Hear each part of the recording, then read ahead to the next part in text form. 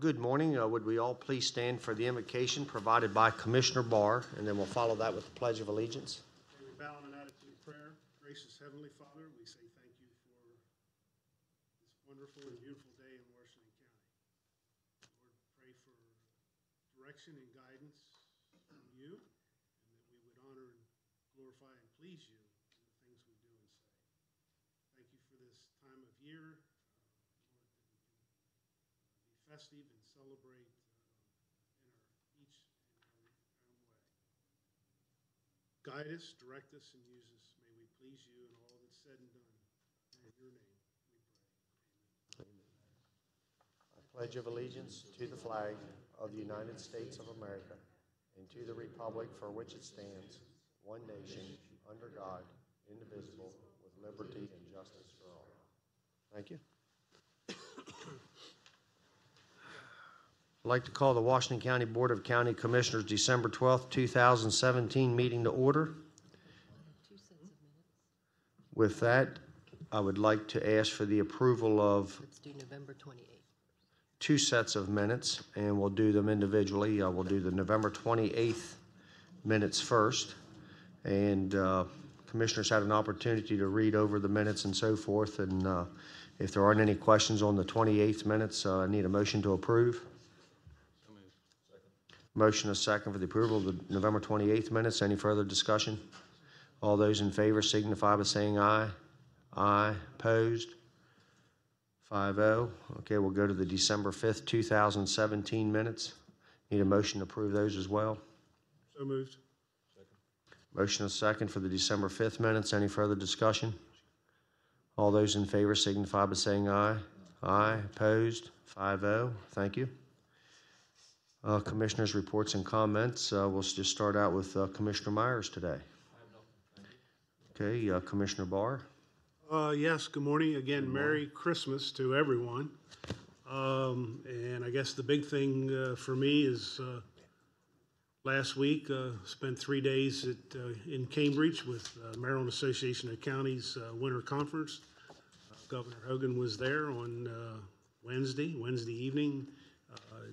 Did the swearing in of MACO's officers. I'm pleased and honored to serve another year as immediate past president with the way the things have transpired with the officership. So I'll be the first person ever, I guess, to spend 2 years as immediate past president. And that, as they all know, that's just fine and dandy because I enjoy what we do at MACO and serving not only Washington County, but all the other 23 jurisdictions. So. And I want to interrupt. I'm very sorry. I want to back up if we could roll the clock back. And I just you missed your turn. Well, I know that, but there's too much on my mind this morning. But I just wanted to congratulate you on your award. Thank you. For your service for the county and making us once again very proud not only of your service as MACO president the year before last, but your continued dedication to MACO and, of course, serving another year. But the award was very much deserved. So, for myself and I guess the rest of the commissioners, so congratulations. Appreciate it. Very humbled. It is MACO's highest honor award, and as I mentioned in my thank you remarks, 11 years ago when I traveled with Jim Kirchville to Annapolis and attend my very first meeting at MACO, I met and got to know Marilyn Praisner, who was just an absolute incredible lady, and that's who the the award is named after. She passed away in 2009, and very very sad, and she was almost literally Miss MACO for a number of years. Her involvement, her dedication to the organization, and her knowledge of local and county Maryland state government. So she was quite a lady. So Thank you. Thank you. Commissioner Klein? Mr. Barr, congratulations. Proud to be here, watching you receive that award Thank you. down there. Loud, almost standing ovation for doing that and your commitment and the times on the road and traveling. You deserve a round of applause for that award, everybody. Thank you. It's good to know that we have someone as actively involved in Annapolis as John Barr was, that gives this little tiny county of Washington County some representation, a seat at the table. So heartfelt thanks from all of us. That concludes my report. Thank you. Commissioner Kiefer? Well, I think sometimes it's warranted to sound like a broken record. I'd like to congratulate you as well for your recognition, and really that's a recognition for Washington County as well. So thank you for your service there. I will not be at our meeting next week. I have a colonoscopy scheduled, so I want to take this opportunity now to say Merry Christmas and Happy Holidays and Happy New Year to our employees, our staff, our citizens, and I'll be making my rounds in the next few days and weeks to say the same in person, hopefully, but want to make sure I use this formal meeting to make that announcement.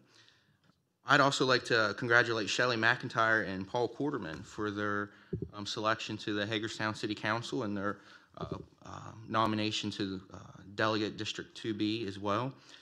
Public service is a great responsibility, and it's humbling and honoring and frustrating at times, but it's good work that public servants can offer to the citizens, and I wish them the best of luck in what they're getting themselves into over the next few years. I'd also like to ask support from my fellow commissioners of an idea that I think has been floated around for a while. We've done a great job of meeting with our different boards and commissions. We meet with EDC on a regular basis, and we're taking time to meet with our other boards throughout the year. I would like an opportunity maybe to also include our Ethics Commission on that. I think that there might be an opportunity to strengthen the authority of the Ethics Commission, maybe broaden their scope. I'd like to hear from them what they might have to say about that. I know we're down a member, and I think it's important that we get that position filled. And I know we're working on it. I know that's something that's taking place. So no criticism there, certainly. But I would like an opportunity to meet with them, get their feedback and their thoughts, and make sure that there's an opportunity for, I suppose, to make sure that the Ethics Commission operates in a good way. No criticism of them whatsoever. But ethics is more than just financial gain, and we need to get their input and see what their thoughts are on how we can broaden that scope. And I think that commissioners certainly should be held to the same standard as we expect of our employees, if not a higher standard. And I'd like their input on that in a formal meeting. It can certainly be in public, as all of our other meetings have been, but I would like to see support from our commissioners on that subject.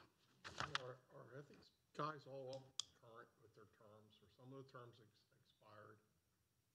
That would be a We're question. down one gentleman is out, right? They are vacant, one I know. One member resigned. I do know that Okay. it's, the appointment appointments are scheduled, anticipated to be scheduled for January. And are all the others up to date with their current terms? Okay, so we'd have to, before we would meet, we'd have to have ethics members who were in current terms, is what I'm asking. I don't object to the meeting now. So do we have ethics members that are past their Yeah, term? do we need to reinstate them or vote before we have such a meeting? Yes, okay.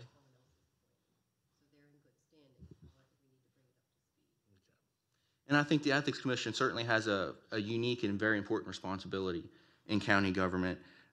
One thing I would like to ask for their ideas on is making sure that making the onus of filing a complaint more detailed. We need to make sure that it's not used as a political tool in any way. And I would like their input on that. So it sounds like we have a few board members that might need reappointed, or some members that need appointed, and that needs to be done as well. So whatever the timeline for that is, that's fine. So you want to have the meeting after we have a full board? Whatever's necessary, whatever would be appropriate. I would defer to Kirk on You can that. see current members who are still expired but still in good standing, they may not want to stay on, serve, so maybe we should firm that up. And I would agree, I'm not against that. It's fine. Yeah. Okay.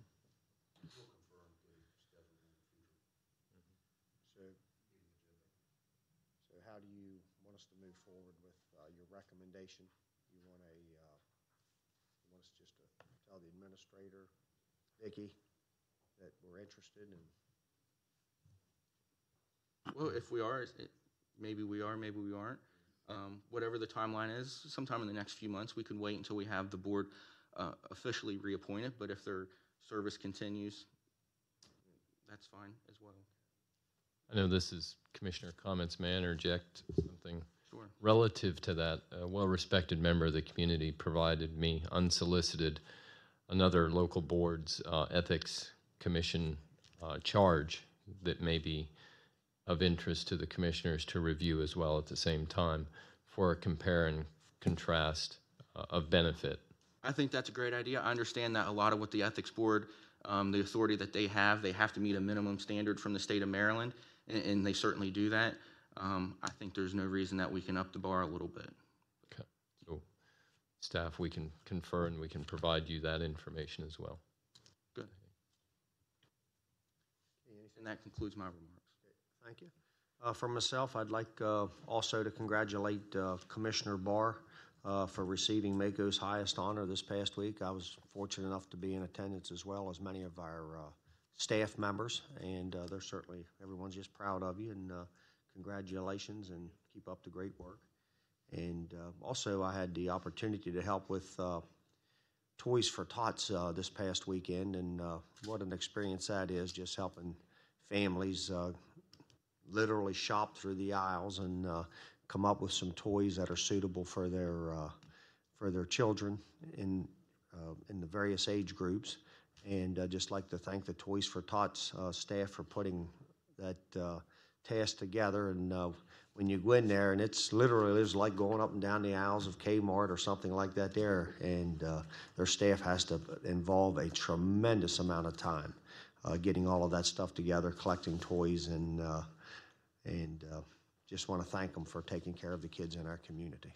And also, if I don't get a chance to get by your office or to say Merry Christmas, I'd like to wish everyone a Merry Christmas and a Happy New Year. And I love serving you, and just want to wish you Merry Christmas and Happy New Year's. And that concludes my report. Thank you. Okay, we'll go to reports from county staff. We have any staff here today that would care to provide a report? County, okay, Mr. Eichelberger. Good morning, Commissioners. Good morning.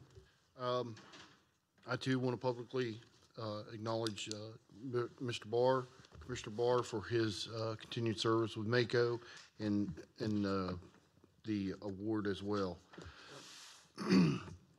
I'm here this morning to inform the Commissioners of another award that was presented this past week.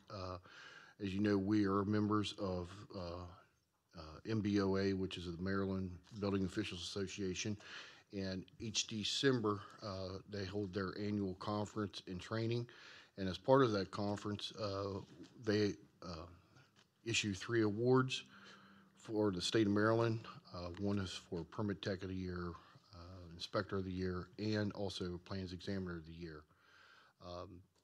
Frank Quillen, who's the Senior Plans Examiner, he nominated Terry Pfizer, who is our Senior Plans Examiner and also Chief Building Inspector.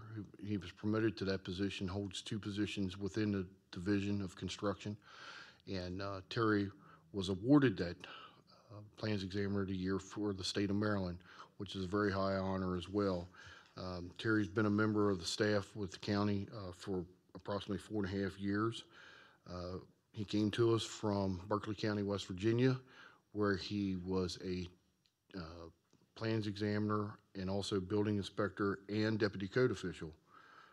In his time here, Terry's become a very important part of our team, and his great knowledge, vast knowledge of the code, great communication skills, allow him to work efficiently and effectively with all of our customers, including our contractors, our design professionals, property owners, citizens, and also all the county staff, including the commissioners.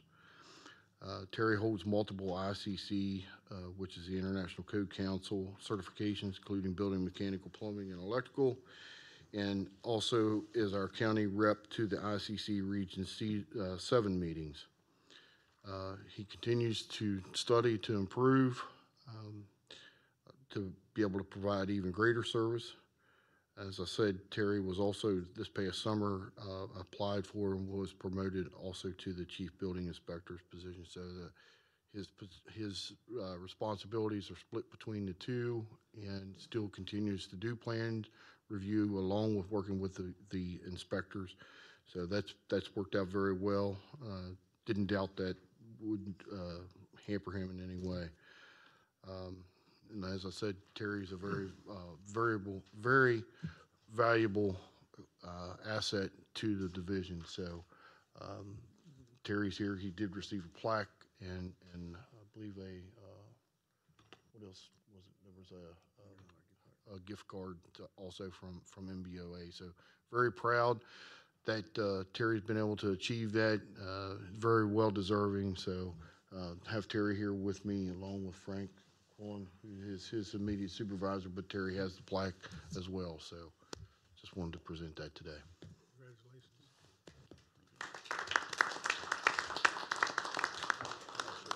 Rich, Terry should have a county pin.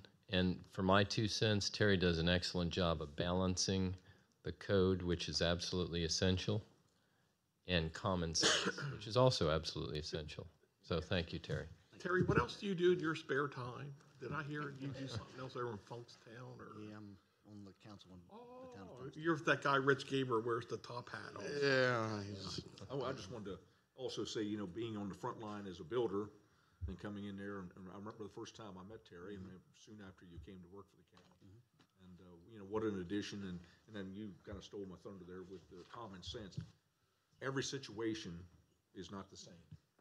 And there's always a little deviation, and it can't always be written down. And you got to maybe translate it a little bit. And Terry, you do a wonderful job of bringing common sense to. And I know when people, one of the biggest frustrations there is when you have our citizens come in to get permits, and it's almost like going to the MVA sometimes, right? And you don't know what questions to ask, so you don't know. You know what answer you want. But Terry, you've done a great job. I know with people that have told me they've come in and dealt with you and so forth. So I appreciate that. Thanks. thank you very much for being part of Washington. Thank you. Thank you. Rob, at some point in time, I want to hear your remaining 98 cents worth. Oh, we'll take the rest of next year to do that.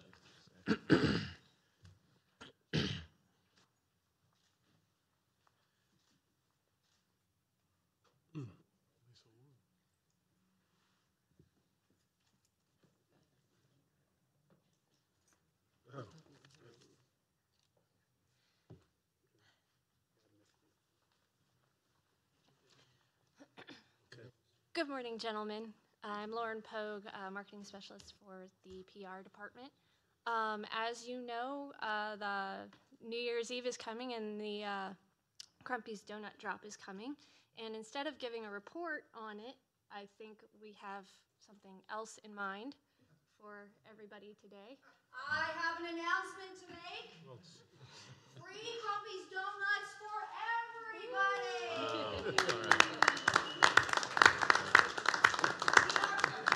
Melissa.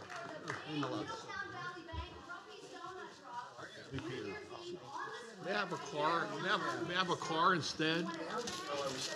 Oh, I had an idea. Thank you very much.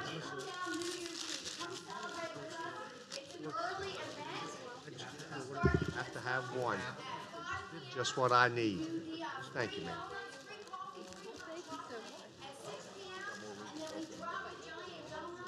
Hey, Peter, are these keto friendly? Yes.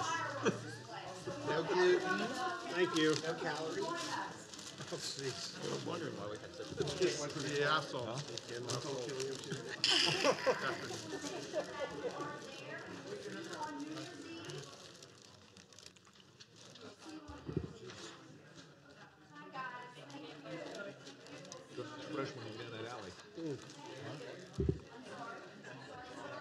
a little coffee here, John. I'm about ready for an old.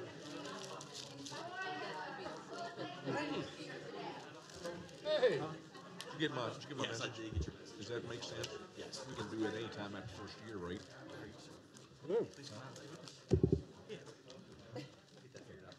Getting it all over me. How are you doing, buddy? Good. Thank you very much. Yeah. Thank you. Thank you, Peter. Well, I kind of figured when I saw you, Middletown Valley was involved.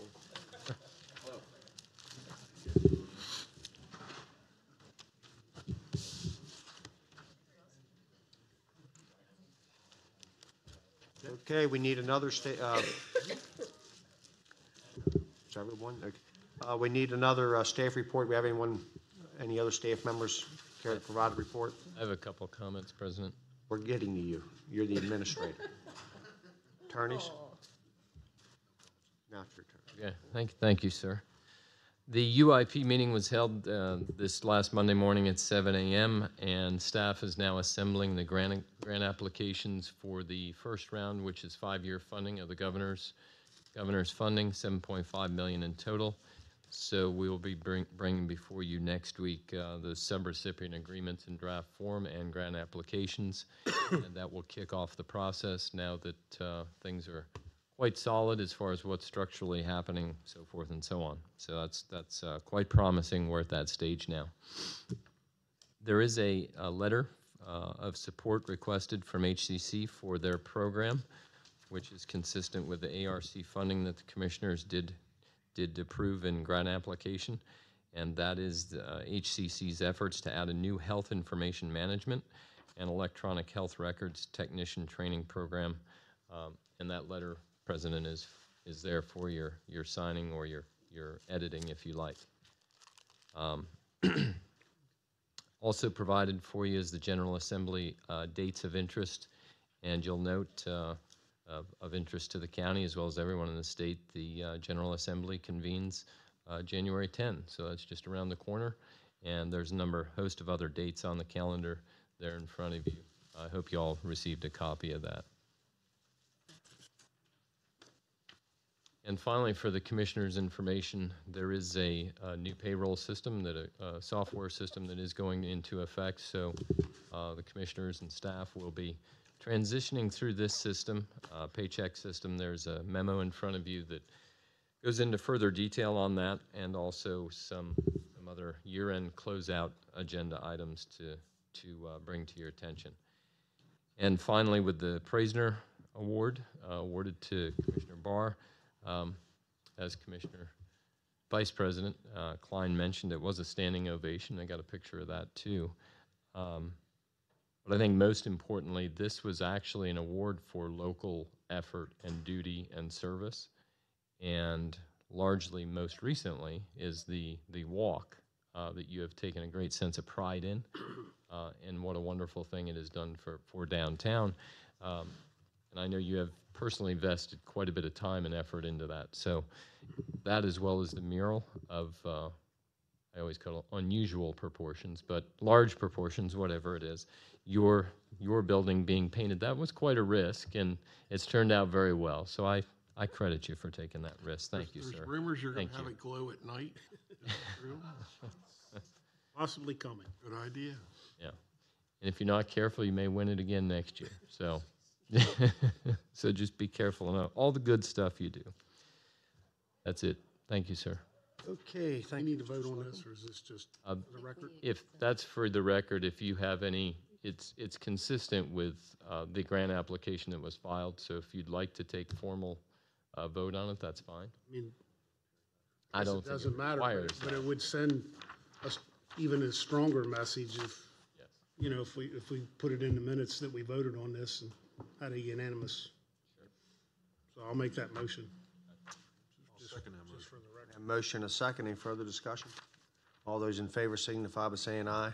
Aye. Opposed? 5-0. Thank you. Thank you. Okay. We do have two items. The first one is an appointment to the Washington County Commission for Women. They would like to appoint Tamara Dolman to serve a first 3-year term through November 30th, 2020. So moved. Second. Okay, a motion and a second for that approval. Any further discussion? All those in favor signify by saying aye. Aye. Aye, opposed, 5-0. The second item to need votes on is every year we appoint a commissioner designee and alternate to MACO during the legislative session. And most of that is to be the official people to receive correspondence from MACO, so you can disperse it to the rest of your commissioners. And of course, attending some of the meetings, so. Some, all. Behind the scenes, it sounds like Commissioner Barr would be the designee, and Commissioner Myers has agreed to serve as alternate, so we just need to make that official. I would make a motion to appoint those two individuals. Second. Okay, we have a motion. Awkward for us. A motion, a second for the approval. Decision. Any further discussion? All those in favor signify by saying aye. Aye, opposed, 5-0. I might add that there's nothing secretive about the fact of if the commissioners, you know, the days that we go down, if any of the other commissioners want to ride along and attend the meetings, it's open to all, Okay, anything else? Thank you. Okay, citizens' participation time. We have any citizens here today that would care to participate? We usually start with the first row. Anyone in the first row care to participate? You'll just come forward, give us your name, address, what you'd like for us to know or hear. So we have any citizens in the second row? Okay, we'll start with the ladies first, if that's okay with you.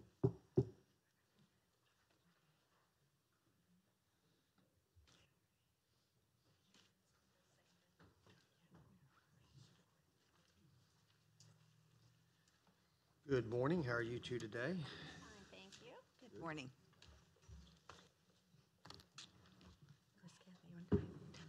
Good morning. There are quite a few other people here about the same issue that I'm here on, which is something you're going to consider later today, which is... Could we get your name and address, Oh, I'm please? so sorry. Yes, that's thank all right. you. My name is Pamela Faulkner, and I live at 18, well, I don't even know. I've lived there for 4 years now. I live in Westfields. Okay. That's basically it. Wissett Way, and I have been here for 3.5 years now. Mm-hmm. I am, as you will probably be able to tell a little bit by my accent, a native of southern West Virginia. I'm talking really southern West Virginia. So every now and then I'll make a mistake and say something like 9 instead of 9, as I have learned to do here in Maryland. I love my new home. I am a very proud to be an active member of the community here in Hagerstown and in Washington County. And I just wanted to thank you for considering, and I hope also taking action on sending Governor Hogan a letter about the pipeline that endangers our water supply here in Hagerstown and the surrounding area. Pretty much all of Washington County. I think there are a few places that might not be affected, but some problem with that pipeline would be an incredibly difficult problem to survive.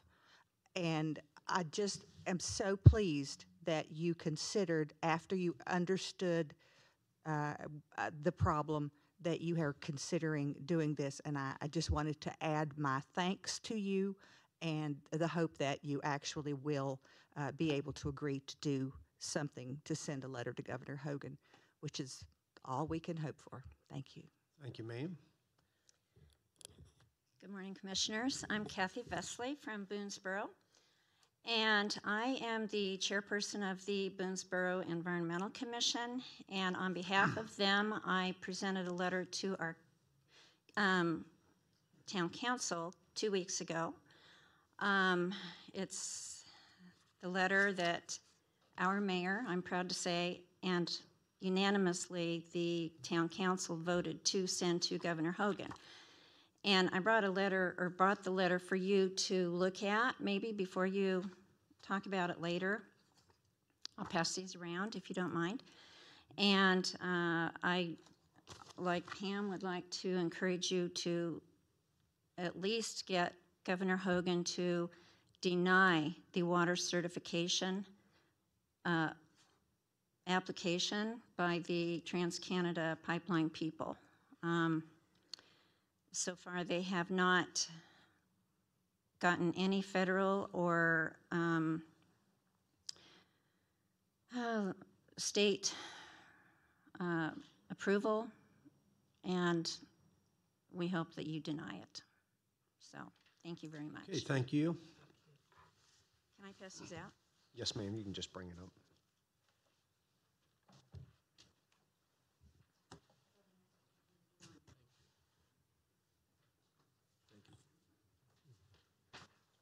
Thank you. Thank you. You need one?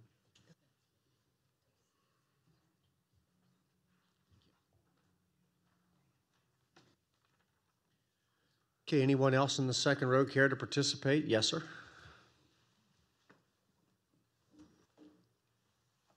How are you all today?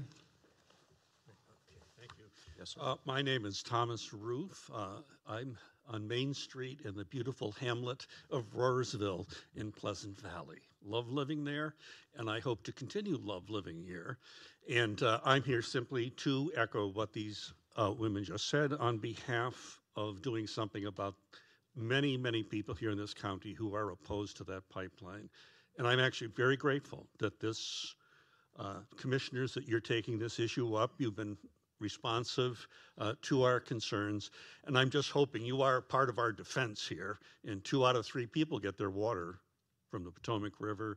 And Shirley Lambden, who could not be here today, I think she reminded us last time that if there's a problem, Washington County will be the first to have it and will have it the worst. So I thank you for considering this and hope you'll follow through on this initiative. Thank you. All right, sir. Thank you. And I want to thank you too. My name is Julie Flaherty, and I live outside of Boonesboro, Maryland. And I can't emphasize enough how important this is. And I do want to say one thing, that Nebraska, the county commissioners at the Keystone XL, the second phase of the pipeline, was going through, they were not allowed to take into consideration spills. Shortly before that ruling, Keystone, TransCanada, over 200,000 gallons of oil leaked in the fields in South Dakota. This is not an abstract issue. This is for real. The Kankakee River in Michigan knows all about TransCanada. That river experienced a nightmare spill. Washington County, I have taken a lot of pride in what Washington County has done with the C&O Canal, the tourism. I've been walking the C&O Canal for over 40 years, and the tourism, we have a really important tourism industry, not to mention just the natural resource of the Potomac River. It is a historic river. I mean, even if you're not interested in the environment, it is a historical river that we can't afford. This is it. This is the ball of wax. And though it may seem really abstract right now, if we get a spill, and feel free to look up TransCanada's record on oil spills, it's astounding. That will become our life. And for those people whose wells and drinking water are affected, good luck. I thank you again from the bottom of my heart. I thank you for taking this into consideration, but this is for real for us. Thank you. Thank you, ma'am. Anyone else in the second row care to participate? Third row? Fourth row? Ladies first. Mr. Becker? I think you can probably hear me from here. They have made the statement very loud and clear. I'm Pat Schooley. I live on Old Forge Road in an old house that I would like to have continue standing. Our tourism industry is going to fall apart if we have a spill here. Please deny that. Go to the governor. Do all that you can to keep that pipeline from coming through. Thank you. Thank you. Mr. Becker? I don't know if that's good or bad that we know your name. I'm going to go with good. Okay. Thank you. Excuse me.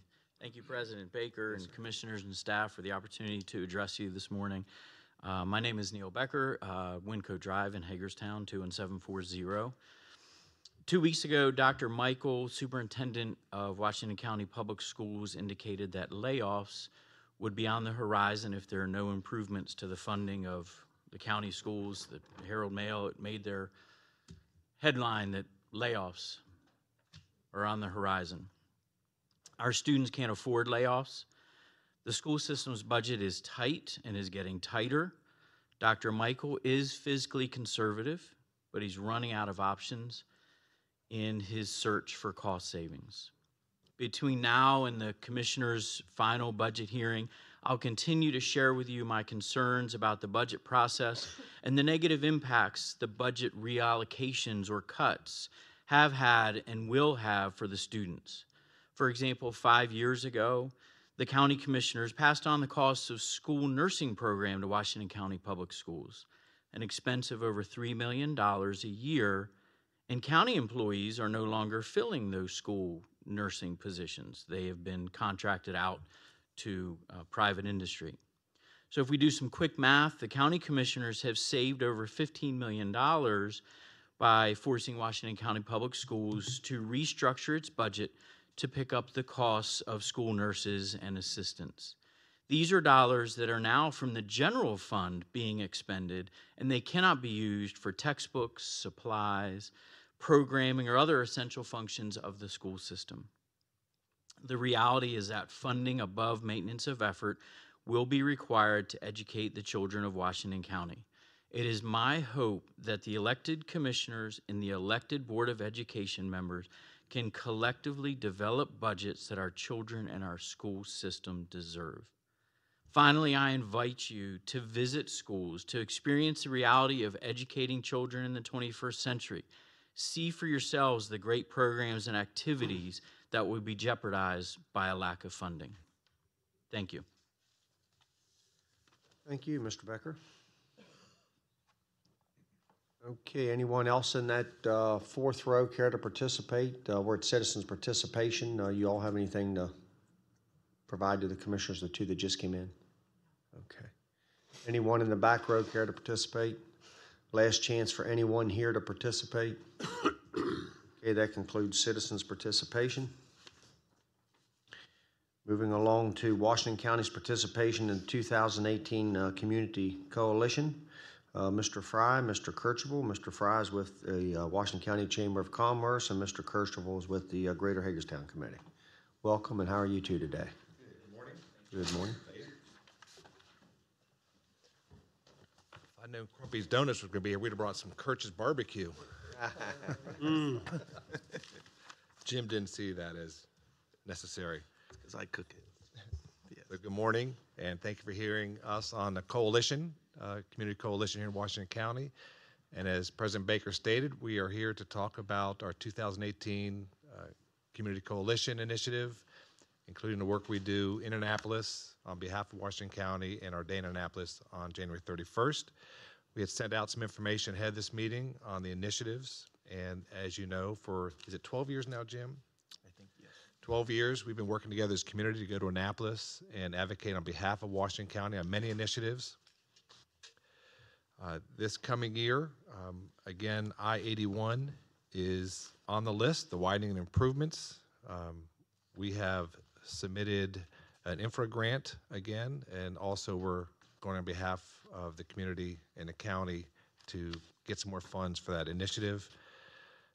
We have the Urban Improvement Project, which was discussed this morning a little bit. Again, a partnership with the county, city, school system, Maryland Theater, USMH, and private businesses. We want to protect the funding that's been pledged by the governor and look for additional funding. We have the I-70 Route 65 interchange improvements on that list. We have something that we took out, the CRIS legislation, based on the work with former Delegate Wilson, who's now a judge in the city.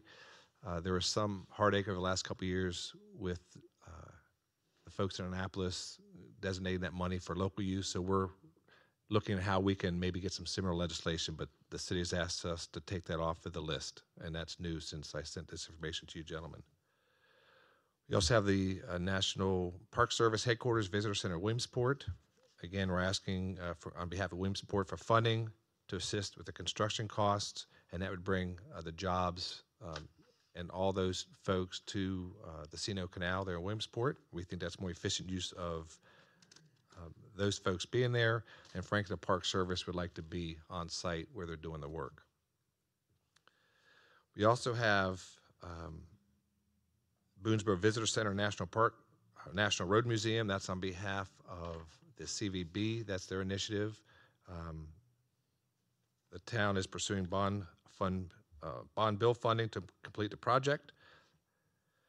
We also have funding for a mobile crisis team and 24/7 walk-in mental health clinic. I'm going to let Jim just talk a bit about that one and that initiative, if you would. Well, this is more of support of a funding request that already took place. Our mental health authority, Rick Rock, made a request for a mobile treatment, to expand their mobile treatment team, as well as provide a 24/7 center.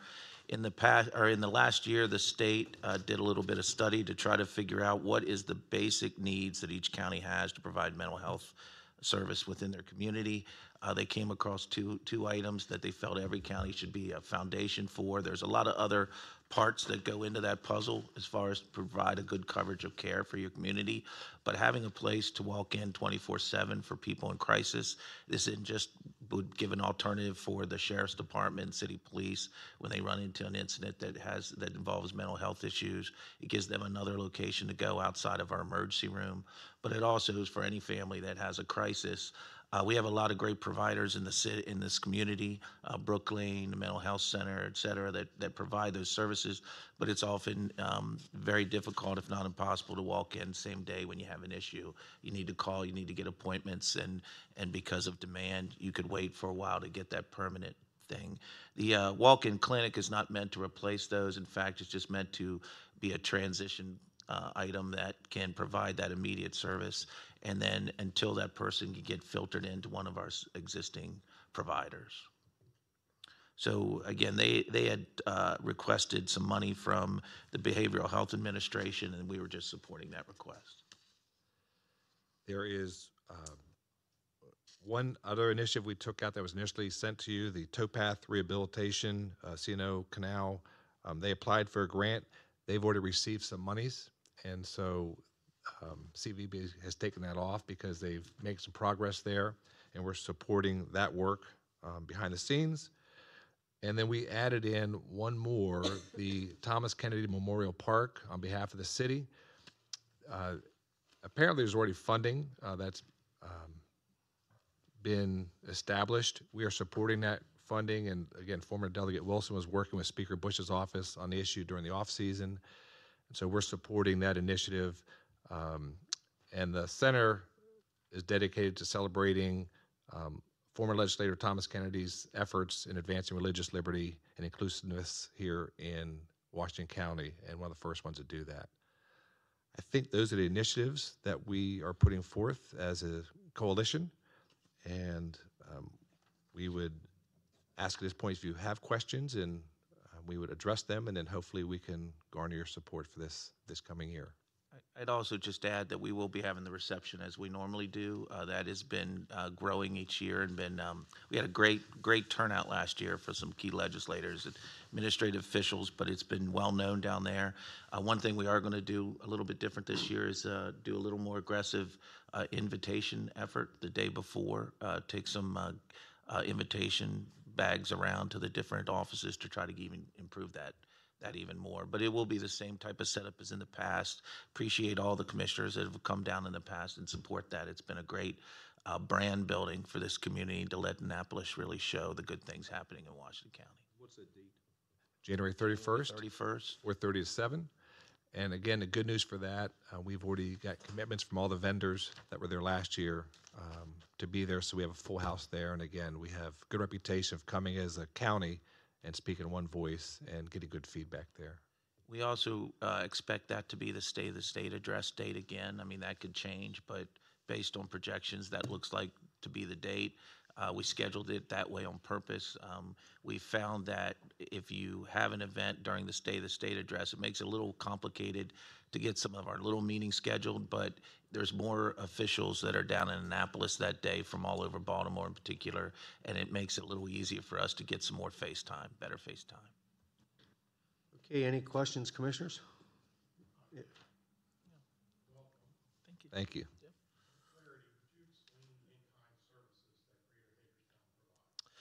Well, we basically are, because of our 501c3 status, we don't get involved in directly into lobbying. We can't spend money in direct lobbying. We serve as kind of the educator. So we'll put together, we help facilitate the meetings, help work out the conversations with the lobbyist on a regular basis. Probably call John, probably every couple weeks. We talk a little bit about getting things prepared. We put all the packets together. We work with the city of Hagerstown, which in kind provides the design of the booklets, and then Washington County Public Schools has provided the printing of the booklets. But I work a lot on getting that thing together. So it's mostly logistics. The hours involved in that are pretty extensive, quite frankly. But that's where my board puts my time.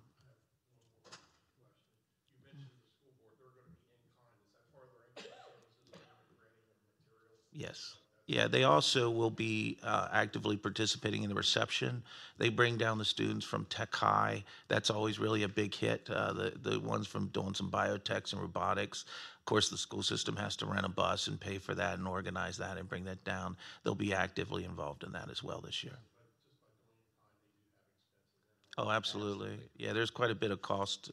Saves us quite a bit of money on the printing, and then even more, to get the students down. If we didn't have them there for that event, the legislators tend to like that the best. And quite frankly, some of those young men and women are the best lobbyists we got down there, really working hard and working the crowd. They do a great job. And they also do finance. Sure.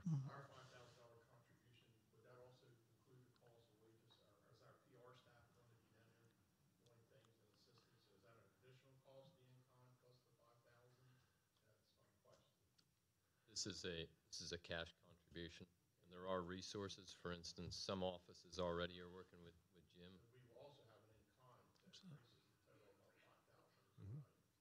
Right. That's true. Yep. Sure.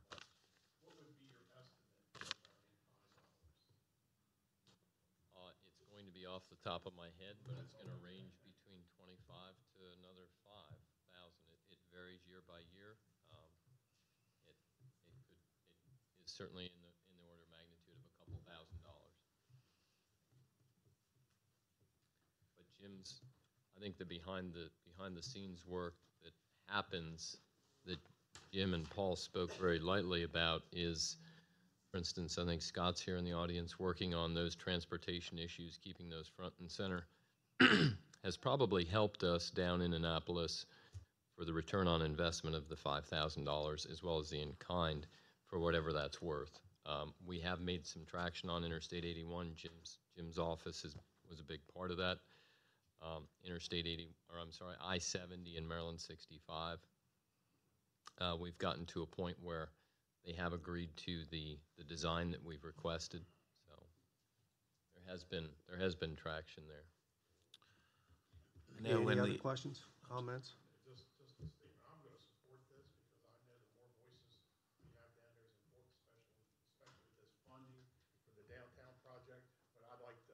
Also be kept up to date, more accurately report of our total cash and in-kind services. Just a point of interest, that's all. Okay, thank you, Commissioner. I'm also in support. I think this is a great opportunity to showcase Washington County with the decision makers in the state. So I think it's a great opportunity. I think it's money well spent. I would like to ask, I see there's a few municipalities here that have participated. Have you reached out to our smaller municipalities? It might be a good opportunity for them to join the bandwagon, help give you a larger voice in Annapolis, and better represent Washington County in all areas of the county. Have you reached out to any of the smaller towns? We do. We try to make sure this is county-wide, not just Hagerstown-centric in some of the bigger county projects. In the past, of course, Williamsport came on board. They started out small a few years back when they were looking at the first little part of that C&O Canal upgrade. They had a good experience with that and then have become involved. Boonesboro is one of our newer ones that this is the Convention and Visitors Bureau is pushing the Road Museum, but we're trying to get them a little more involved and let them know it's there. I've had conversations with some of the other municipalities, some council member from Smithsburg as well, just to let them know that this is always an opportunity, and if they have a big project, kind of like what happened with Boonesboro and the C&O Canal project, that they should bring it forward to the coalition, and we could talk about that. I know this, through some of the other general groups that put in stands, such as the Chamber and the CVB, we try to give a good cross-section of the whole county when we go down there and try to give that representation. But we are very open to, of course, the more the merrier. I think the bigger the voice, the more impact you're going to have in Annapolis. Absolutely. Okay, any other questions, Commissioners? If none, motion to move forward as presented. So moved. Second. Motion and second. Any further discussion? All those in favor signify by saying aye. Aye. Aye. Opposed? 5-0. Thank you, and Thank good you, luck gentlemen. with everything. Have a Good great job. day. Good job.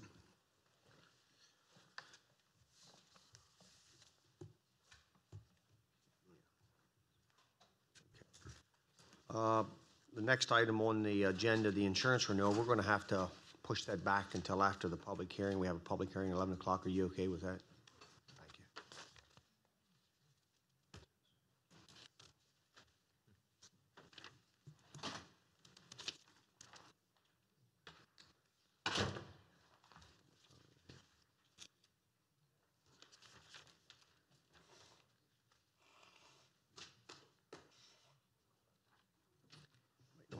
Waiting on 11 o'clock. That's the official clock. There we go. Okay, next on the agenda is a public hearing concerning application for map amendment, RZ 17-003. The purpose of this hearing is to hear public testimony concerning the matter. The procedure will be as follows. First, we will first have the staff introduce the matter. Second, the applicant will then have the opportunity to testify, after which the hearing will be open for public comment and testimony. Third, the public comment and testimony is limited to 3 minutes per speaker. After everyone who wishes to speak has done so, the applicant will have the opportunity for a brief rebuttal because the applicant has the burden. The hearing and the record will then close, and no other comments, correspondence, or emails will be considered. The Commissioners may discuss the issue and take any action that they deem appropriate, including adoption or rejection of the proposal, or they may take the issue under advisement and deliberate at a later date. Now, everyone that's going to be participating today in this application for the map amendment will need to take an oath, and our county clerk would provide it. So would you please stand and raise your right hand if you're going to participate? In favor and or opposed. Okay. Do you solemnly swear or affirm under the penalties of perjury that the responses given and statements made will be the whole truth and nothing but the truth? Thank you.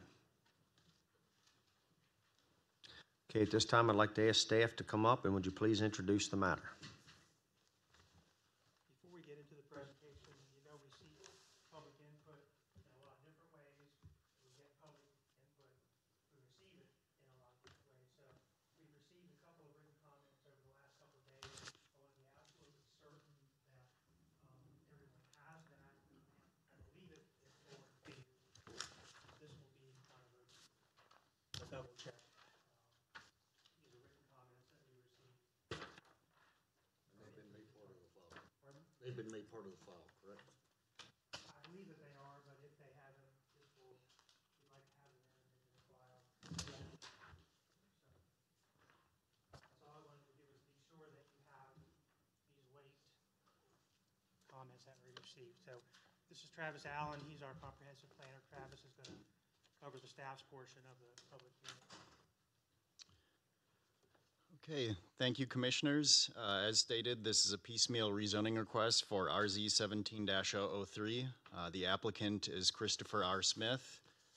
The property is located on the northwest side of Downsville Pike, about a quarter-mile north of I-70.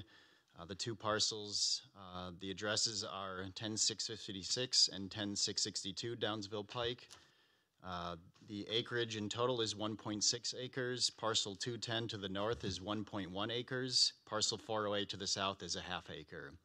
The applicant is requesting to change the zoning from residential suburban, or RS, to highway interchange, or HI.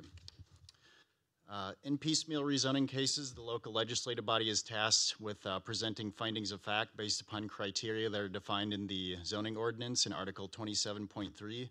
These include the report and recommendation of the Planning Commission, population change in the district, the availability of public facilities, present and future transportation patterns, the compatibility with existing and proposed development, the relationship to the comprehensive plan, and evidence as to whether there's been a change in the character of the neighborhood since the time of the last comprehensive zoning plan, or whether a mistake was made in the designation of the current zoning at that same time. So looking briefly at these criteria individually, the Planning Commission did hold a public information meeting on September 25th. In advance of that meeting, the Department of Planning and Zoning did send out 326 letters to notify adjacent property owners potentially affected by this rezoning. At the meeting, information was presented by staff, the applicant, and public comment was taken. And during the course of the meeting, one person did speak against the proposed rezoning, citing traffic or safety impacts on the adjacent residential areas. The matter was then later taken up at the Planning Commission's regular meeting on October 2nd. Looking at population change in the district between the years 1980 and 2010, census data reveals that the halfway election district where these two parcels are located has grown more slowly than the county as a whole. The county as a whole has grown at about 1% per year during the 30-year period, whereas the halfway election district has grown at about half of 1% per year. Water and sewer are available to these two parcels. Water is designated as W1 existing service. The county provides the lines while the city provides treatment to that area. Sewer is designated as S1 existing service. The county provides that at the Conakajig Wastewater Treatment Plant. The volunteer fire company of Halfway, located about 1 mile from the site, would be the nearest fire and emergency services provider to these two parcels. There would be no additional APFO mitigation requirements for schools, as the applicant is requesting a commercial zoning class. Looking next at present and future transportation patterns in the area, the State Highway Administration does have a counter at the adjacent intersection of Downsville Pike and Halfway Boulevard, which tracks traffic, in this case, between the years of 1985 and 2015. Those counts show that the high and average daily traffic at this adjacent intersection was reached in 1990 at 14,600 vehicles. In the time since then, in the last 5 to 10 years or so, traffic has largely stabilized around 12,000 average daily traffic. It's gone up, a few hundred cars here and there year to year and gone down a little bit, but it's largely stabilized around 12,000 ADT. This area is not served by public transportation. I would like to make one small amendment to the staff report that's been submitted. In the staff report, it does state that there is no major roadway projects slated for being improved within this area of the proposed rezoning. And that is true according to the long-range planning documents of local, state, and federal authorities. However, it was revealed after the time of writing that in connection with the building of the new sheets across Downsville Pike, that the developer, in that case, is making some signalization improvements related to that project. So the developer will be paying for a traffic signal and crosswalks at Downsville Pike and Venture Drive, for Venture Drive to be restriped to 3 lanes, and for signalization, for the signals to be synchronized at Downsville Pike and Halfway, Downsville Pike and Oak Ridge Drive, and Downsville Pike and Venture Drive. So that would be the only major roadway project occurring in the vicinity. Looking next at access to this site, in keeping with the property's prior residential uses, there is one driveway serving each of these two parcels individually. The one serving parcel 210 to the north is located roughly 100 to 200 feet back from the adjacent intersection at Downsville and Halfway. whereas the one on parcel 408 is located just above the park and ride. Downsville Pike, adjacent to this site, does have a median running north and south above the Halfway Boulevard intersection, so there is an intent by the State Highway Administration to control left-hand turns into the site as traffic is currently structured. Halfway Boulevard also does have dual left-hand turn lanes for traffic traveling eastbound, so therefore traffic traveling westbound does have to turn across multiple lanes of traffic in order to access the site, again, as currently situated. The access road for Marty Snook Park would be the western boundary of where these two parcels are located. Engineering Plan Review did submit some comments in relation to the proposed rezoning. They have stated that it may require a new access location onto Halfway Boulevard. The rezoning may require a traffic study for impact on the Downsville Pike Halfway Boulevard intersection. And because Halfway Boulevard is a minor arterial, there is a minimum 500-foot spacing requirement between access locations because of that designation. 500 feet would be roughly either back to the Marty Snook Park access road or down to where the park and ride is, just to give you a ballpark. The existing conditions of the site, looking next at compatibility with existing and proposed development. Again, the properties are located adjacent to Marty Snook Park, to extensive residential neighborhoods to the north and west, to the park and ride and the I-70 interchange. There's mature trees on the site. Parcel 210 does sit atop sort of a little hill, which then slopes gently down towards Marty Snook Park, reaching its lowest point at a small intermittent stream that runs along the base of the ball field in Marty Snook Park, just off-site from where these two parcels are. There is existing residential structures on each of these two parcels, one in better shape than the other one. One is a historic site, which we'll talk about in just a second here briefly. Looking next at compatibility in relation to zoning, again, similar to land use, there is extensive residential zoning class of various densities to the north and west. Around the I-70 interchange, you do also have highway interchange zoning. And then as you get further south of I-70, you have low-density residential ag land as well as ORI, just south of the interchange. As stated, there is historic sites within the vicinity of this proposed rezoning. There's 6 historic sites within a half mile, including one historic site on one of these two parcels. On parcel 408, there is the Anita Rice House, which is a 2-story vernacular house dating to roughly 1900 to 1910, currently in poor condition. The applicant has requested the Highway Interchange Zoning District. A definition of that zoning district is provided in the staff report, and a select number of the principal permitted uses are highlighted within that report. The only point that I wanted to make about it here is that the Highway Interchange Zoning District is intended to serve more so a regional population than a local population. Looking at the relationship to the comprehensive plan, the 2002 comprehensive plan's land use plan did designate these two parcels as low-density residential in keeping with the parcel's prior residential history that goes back an extensive period of time. The final criteria to be evaluated is whether there's been a substantial change in the character of the neighborhood since the time of the last comprehensive zoning plan, which in this case would be the 2012 urban growth area rezoning, or whether there's been a mistake in the current zoning as it was designated at that same time. An analysis of those factors has been provided in the staff report, as well as the information put forth in the applicant's justification statement, so I won't belabor that point here. But I just did want to illustrate that in piecemeal rezoning cases, there is a strong presumption that the current zoning is correct, that the local legislative body exercise due care and concern with the factors relating to these parcels, and that they are arrived at the correct zoning at the time it was made. The applicant, in this case, claims that there has been both a change in the character of the neighborhood and a mistake in the current zoning. The applicant does bear the burden of proof, but proof, even if provided by the applicant, doesn't require the body to approve the rezoning. The criteria for change in mistake is outlined in the staff report as well too, if the commissioners feel like they find that information useful.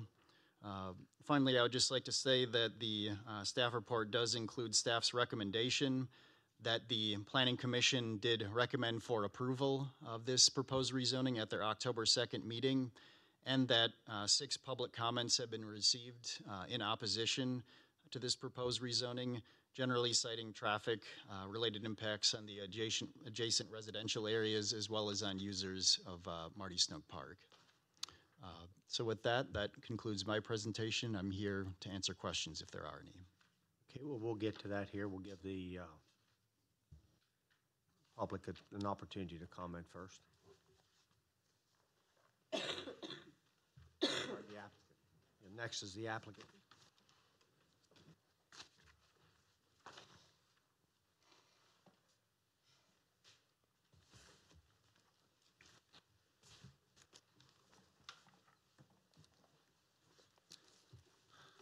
Good morning.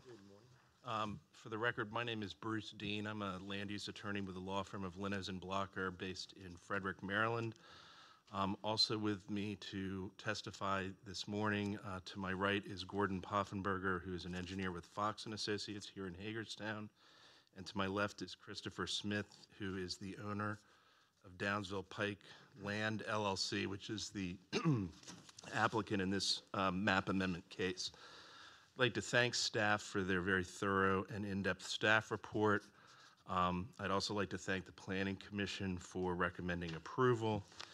And the way we're going to proceed this morning is I'm going to first ask Gordon some questions for him to testify to you as an expert, as the engineer for this project.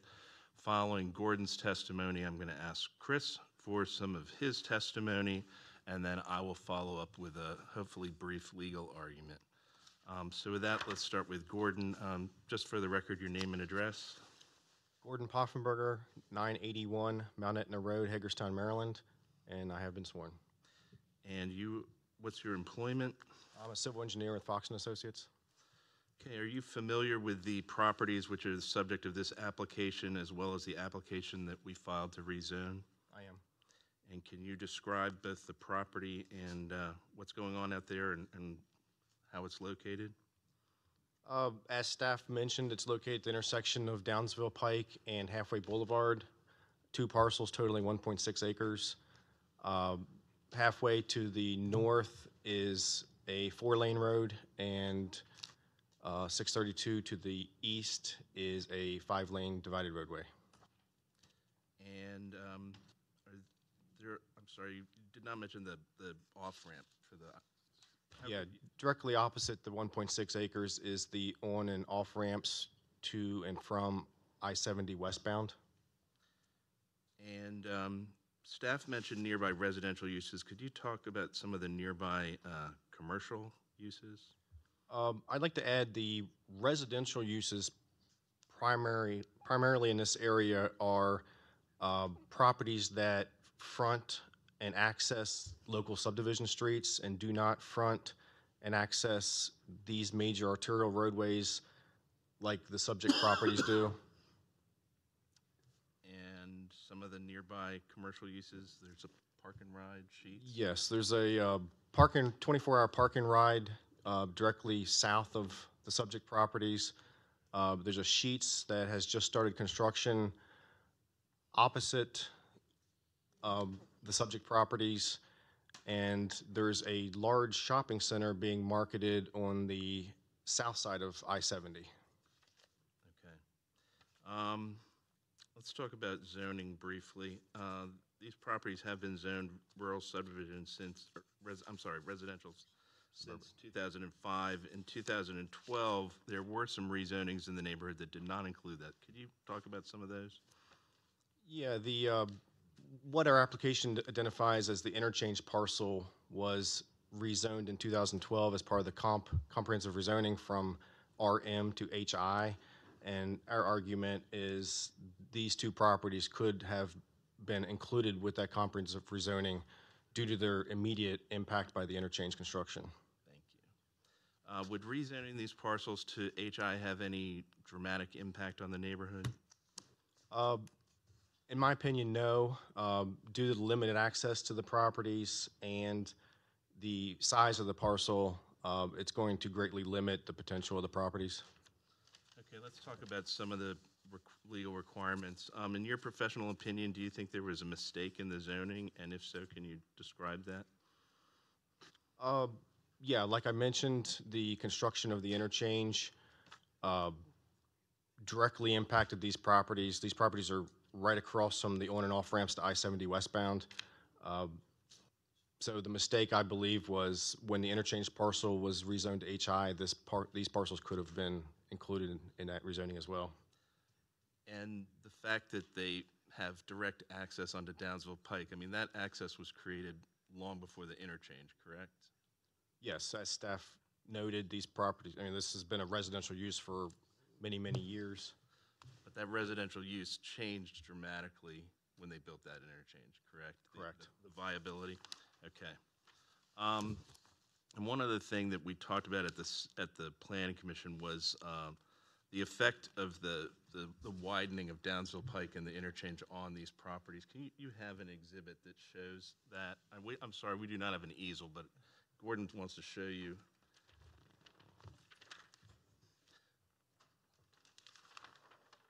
Yeah, that's the one. This is the State Highway right-of-way plat that was prepared as part of the interchange construction.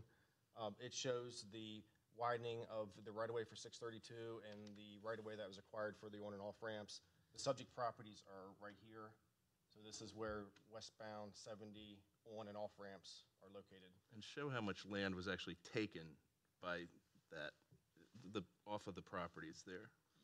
Well, that would have dated back to the original construction of 632, probably back in the 60s. But yes, there was the right-of-way through here is 160 to 210 feet wide. Okay, thank you. Let's get into change in the character of the neighborhood. Is it your opinion that there has been a change in the character of the neighborhood?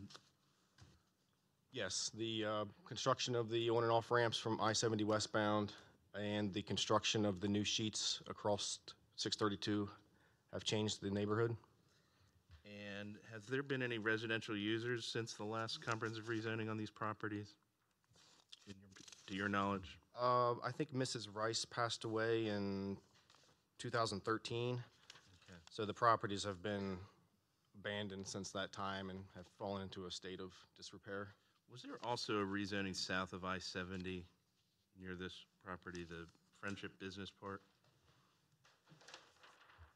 Yes, this is the property known as Friendship Marketplace. Oh, is that what it, okay. I believe. It's currently being marketed as a regional shopping center. It was rezoned to HI. And just when we talk about the interchange parcel, can you indicate where that is? That's the parcel here that was rezoned from RM to HI In 2012. So just to clarify for Gordon's comments, all that section did not have HI zoning prior to 2012, and I think the argument we're trying to make is that these properties could very easily have been included with those. Lastly, a couple brief items. Based on your knowledge of the zoning and the surrounding area, will reclassification of these properties to HI have any negative impact on health, safety, and welfare? No, as I said, the limited size of the parcels and access will limit the growth or the development potential of the property. We're envisioning a small commercial use that could possibly be a attraction to the park, walking distance. Gotcha. And do you believe that reclassifying this property will be compatible with the neighborhood based on other uses such as the parking ride? The parking ride to the south, the sheets across the road, the potential shopping center to the south, I believe it fits with the potential growth. Okay. Any final comments or conclusion? I just believe that the rezoning in 2012 should have included these two parcels because of the immediate impact of the interchange. Their current condition, if they're not viable any longer as residential properties, they've fallen into a state of serious disrepair, and I can't envision anyone wanting to reestablish a residence at that location. Okay, thank you, Gordon. Chris, for the record, your name and address? Christopher Smith, 15953 Riverbend Court, Williamsport, Maryland, 21795. And your affiliation with the applicant? I'm a part owner in the entity that purchased this property. My other partner is Mike Fitzgerald. And it was your decision to purchase these properties? Correct. Yeah, Mike and I found that this family was interested in selling the property. When Mrs. Rice passed away back in 2013, none of her, I believe, 4 or 5 children were interested in the properties.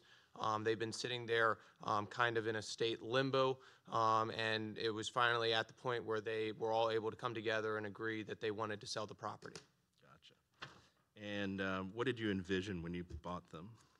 We definitely envision that this will be a commercial use on the property. As far as exactly what we would do, we've been kind of waiting until we find out the exact entitlements we're able to get, but we have been approached as far as putting an urgent care facility on the property. Otherwise, we were trying to envision something of a combined donut, coffee, ice cream parlor, or other restaurant use potentially. Given the current size, anything more of a gas station or convenience store isn't feasible with only the acreage that's currently included in this. And Gordon, we have a concept that kind of shows the potential site. You know, the big hope is that this will be an asset to Marty Snook, obviously understanding the community's use of that park, and both if it was a healthcare facility or potentially some sort of restaurant where people could go to enjoy the park, have a baseball game or other event there, and then be able to come to this facility. I know currently the Dunkin' Donuts that's down off of Oak Ridge and Downsville Pike is a very busy shopping center. There's a Freddy's Sub there, and that is something that the residents of that area find as a resource for food and other services. Now, in your opinion as a developer, would you be able to use these properties for any residential use, either as a rehab or a tear down and rebuild? I also am a home builder in Washington County, so I understand the desires of the new construction industry, especially. Mike does a number of rehabs as well, so he's pretty attuned to that. And to try to get a return on investment, the one house on the property is completely in disrepair. There would be no chance of not having to demolish that. The brick structure could potentially be rehabbed for $30,000 or $40,000, and a tenant could go in there that would pay maybe $800 a month. Given all of the traffic and the headlights and the other noise of that interchange and I-70 being right there, as well as the park and ride, which brings a lot of people in and out of that intersection, it is not ideal. People want to live on cul-de-sacs, on quiet streets where they don't have to worry about if their dog runs in the road, someone's going 40 miles an hour going right past their house.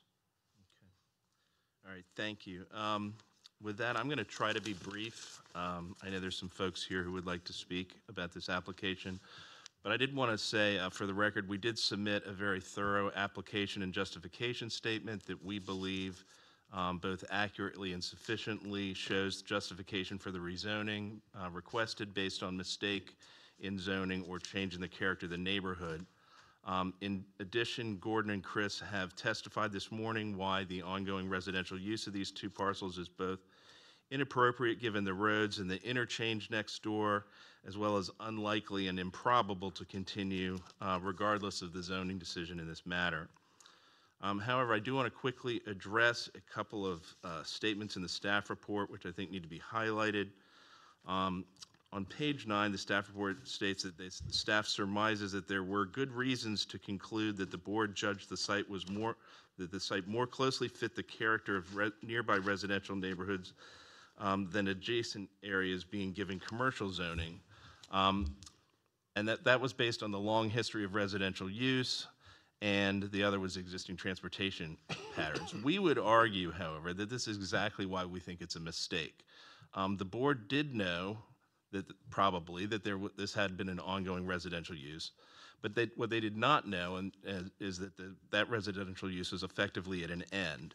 The last resident of either property died about a year after the comprehensive rezoning, and there has been no one residing in either site since then, and it is unlikely that anyone will reside in those properties. Second, the existing transportation patterns frankly make it true that this is at the end of an off-ramp, adjacent to the interchange, and adjacent to a heavily used park and ride, all of which negatively impact the ongoing residential use of the property. The access that Gordon showed is on a Downsville Pike. Frankly, this is probably one of the only residential sites left that actually has access onto Downsville Pike. As Gordon said, most of the folks in the neighborhood live off of Halfway Boulevard in residential subdivisions, and that's for a reason, because that's a much safer place to live as a resident.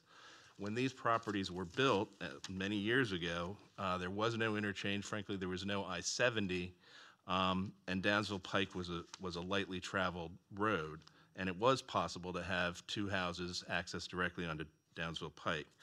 But now, fast forward to today, and that is no longer true, and the facts and circumstances that surrounded those homes when they built just is not the case anymore. And we believe these facts, which have been proven to be correct now, existed but were not known necessarily by the county commissioners in 2012, and that's why there was a mistake in zoning.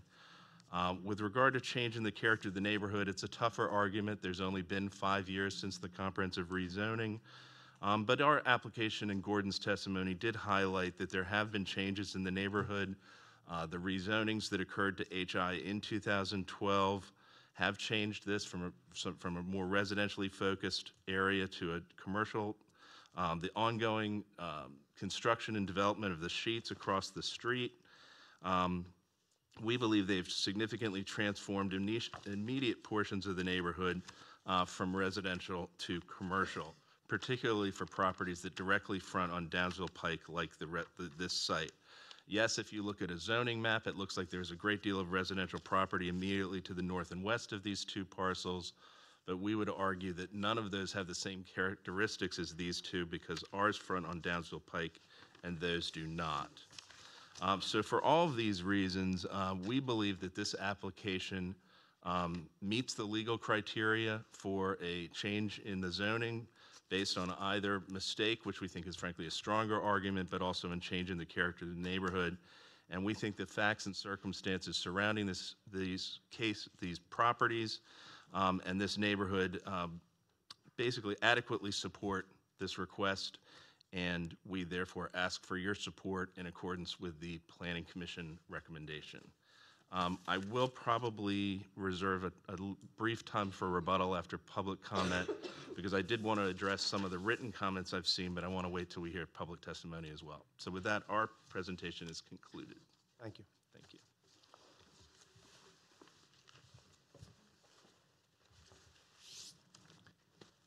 Okay, we will now open the hearing for public comment.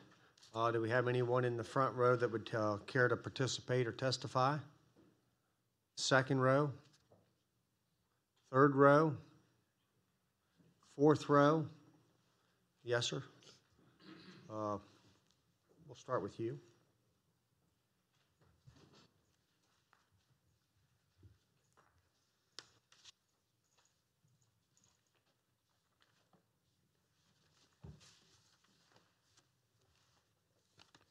Good morning.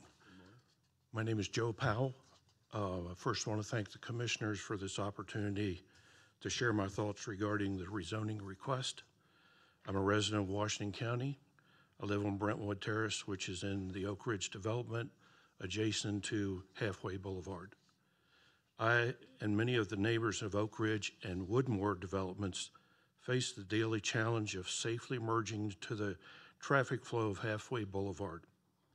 I appear before you today to speak in opposition of this rezoning of the property located at 10662 and 10656 Downsville Pike. I know that you've carefully reviewed all the documents related to this request for rezoning parcel from RS to HI, and have given a careful thought about how you probably will vote on this. But before you do, I would like you to consider a few facts and questions. Fact number one, due to the traffic volume, speed of vehicles, and traffic flow patterns along Downsville Pike, Halfway Boulevard, and their intersection, the safety of both drivers and pedestrians is at risk. Fact number two, Downsville Pike is a dividing line that separates highway interchange land and residential suburban properties. This is graphically illustrated on map 3, the current zoning on page 3 of the staff report, an analysis prepared and given to you by the Planning and Zoning, and also Exhibit A of the applicant's proposal. It's easy to see, and these maps, especially this one, it's easy to see the definition or the division between the residential properties and the commercial development along Downsville Pike Route 632. Fact number three, several references are made on the application comparing the similarities between the development and construction of the new sheet store, and they quote, across Downsville Pike from the site, end of quote, and proposed development of the two parcels, when in fact the new sheet store will be located on a dead-end road with virtually all traffic being created by visitors to that store, as opposed to nearly 100% of the traffic that goes by the parcel generated by residents, commuters, and visitors to Marty Stook Memorial Park. Fact number four, after considering the Department of Planning Zoning staff report and analysis, which states on page 7 of the September 8th, 2017 report that was given earlier, the quote is, consequently, the staff analysis has concluded that convincing proof has not been offered by the applicant demonstrating either a mistake in the current zoning or a substantial change in the character of the neighborhood since the 2012 UGA rezoning in their petition to rezone the property from RS to HI. Even with that, the Planning Commission has chosen to reject these findings of the department and recommend the zoning of this property from RS to HI. These are facts. I'd like to ask a couple questions for you to consider. Question number one, do we really need at this location another store for highway travelers to get a cup of coffee, get a donut, or an ice cream cone? Question number two, is it worth risking the well-being of our local residents and community by adding to an already existing dangerous traffic and pedestrian environment?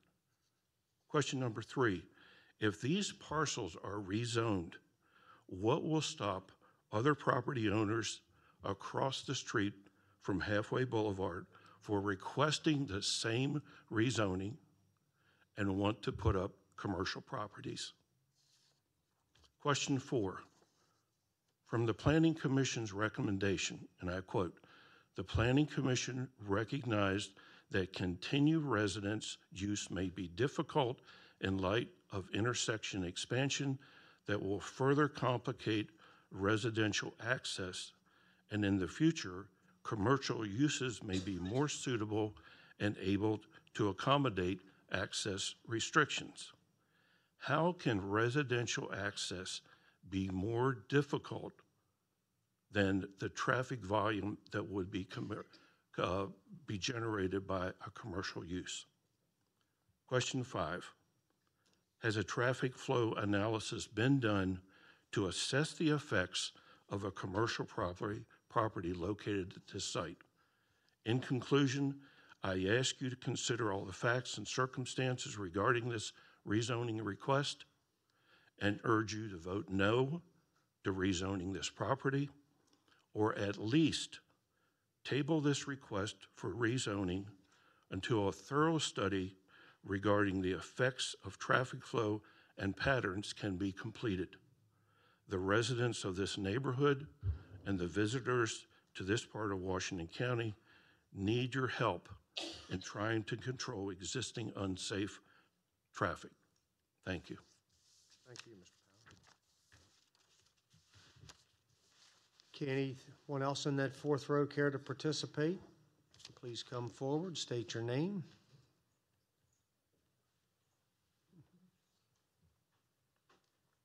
And the address, please.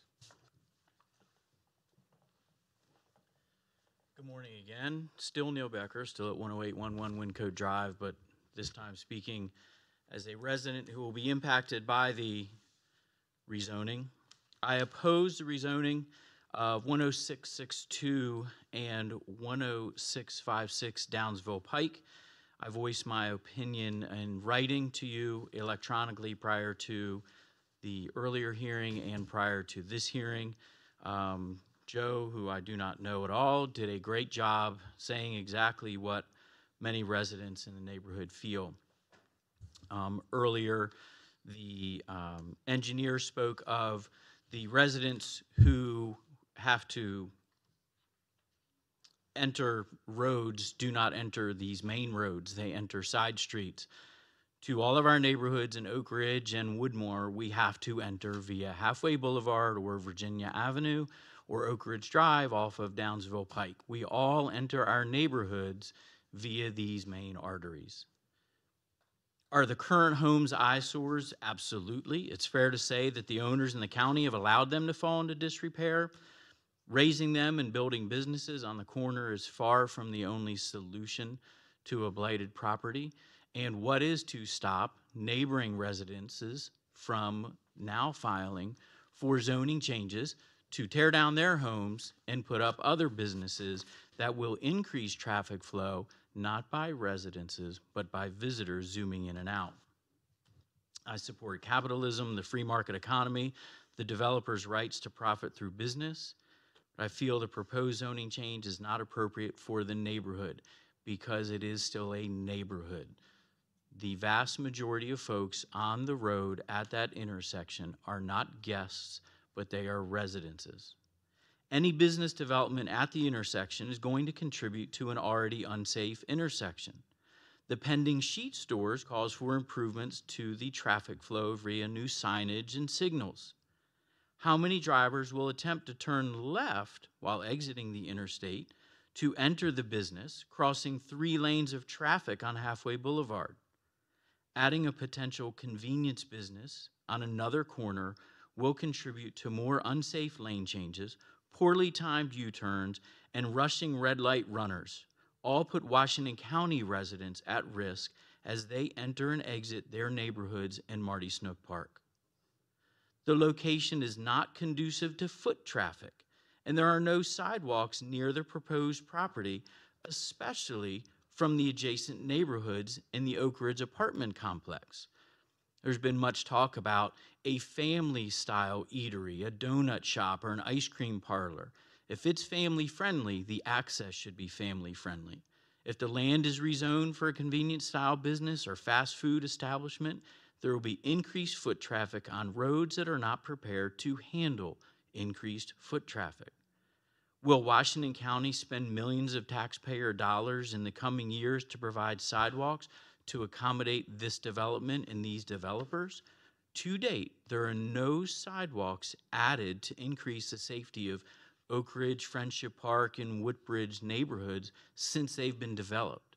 Only one sidewalk exists, and it is on the north/east side of the Downsville Pike, where the Sheets and Health at Work building is located.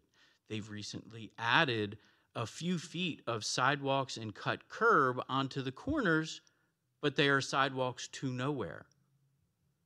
I raised similar safety concerns with county government when Sheets was being proposed and was assured that proper safety requirements would be imposed in the development. In addition to my concerns over safety, I'm concerned about the type of businesses to be built. At this time, a donut shop or ice cream parlor are among the options for the site. with a Dunkin' Donuts a few hundred yards away, literally within eyeshot, a brand new Sheetz convenience store and gas station on the corner, will such options remain on the table?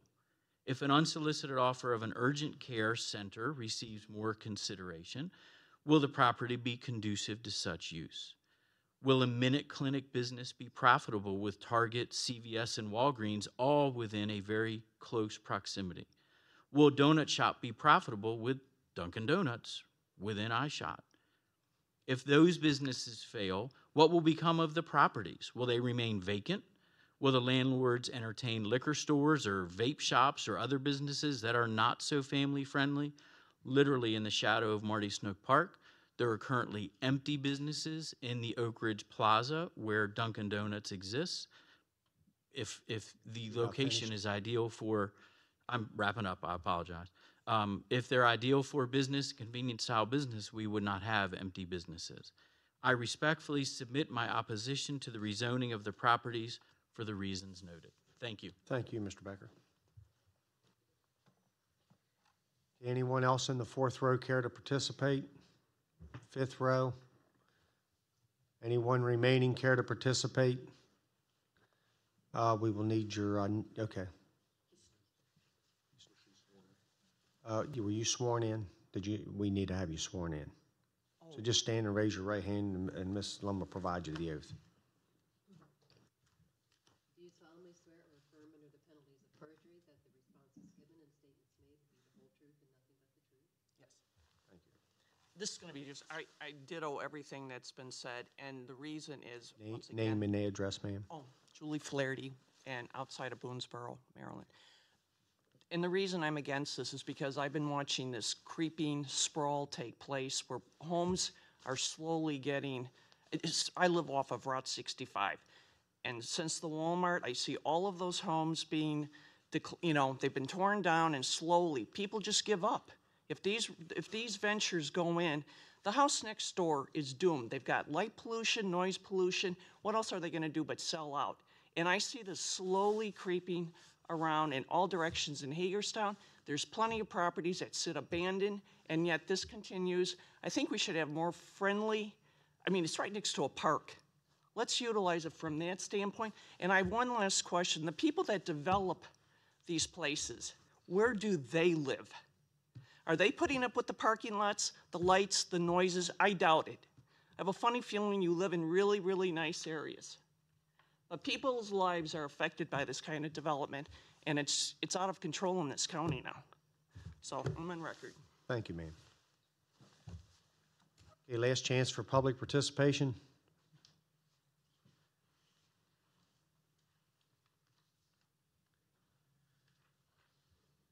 Okay, the applicant, you'll have the opportunity for a brief rebuttal.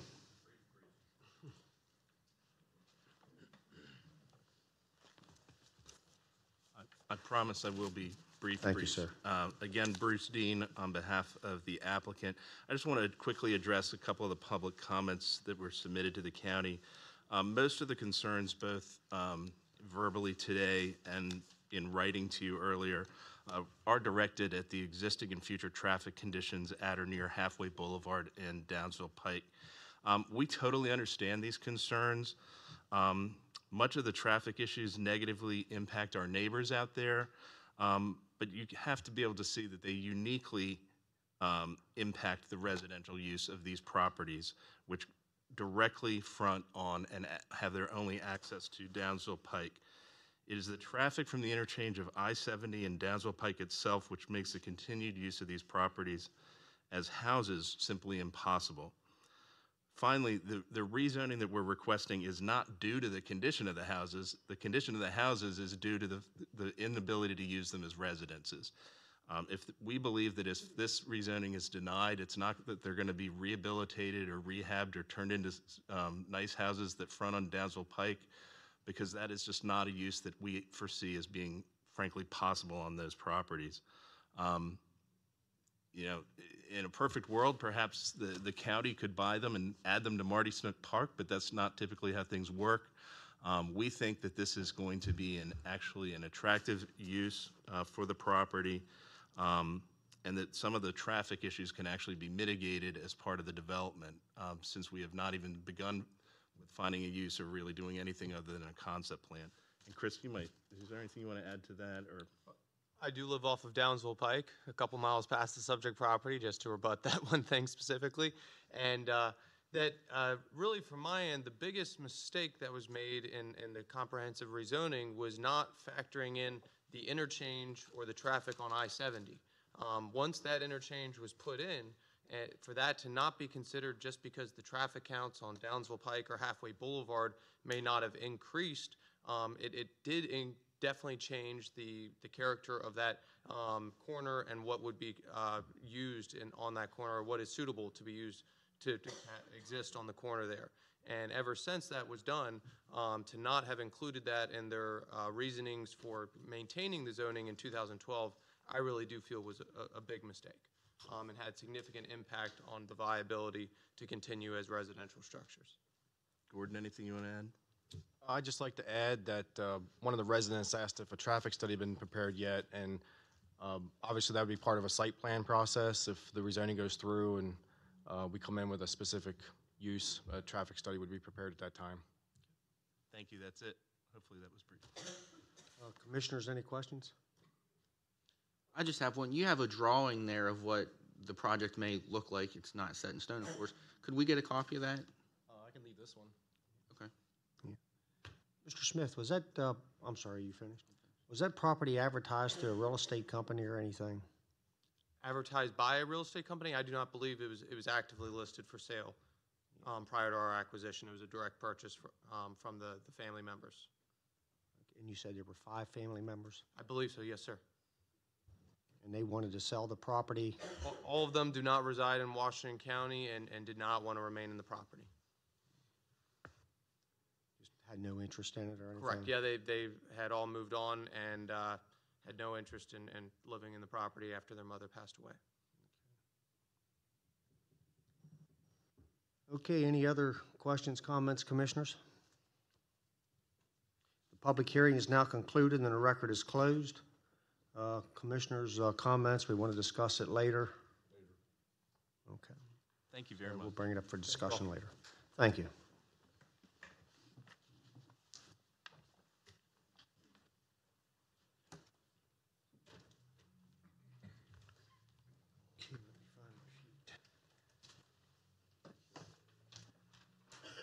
Insurance Renewal, Washington County Fire and Rescue Association. This will be for, well, I'll let Ms. McCammon tell us everything. Good morning. I'm Tracy McCammon, Risk Management Coordinator, and I have Patrick Hancock with Aon Risk Solutions. And we're here to present the insurance renewal for the Washington County Fire and Rescue Association, policy year January 1st, 2018 through January 1st, 2019.